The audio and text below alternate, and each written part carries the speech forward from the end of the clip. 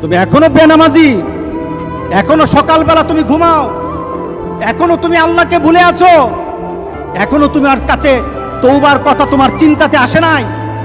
তুমি অনেক কিছু হতে পারো, তুমি মুসলমানের কাতারে থাকবা না।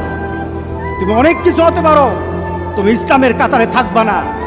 যারা নামাজ পড়ো না, তুমি টের পাও না, মসজিদের দরজা তোমার জন্য বন্ধ হয়ে যাবে।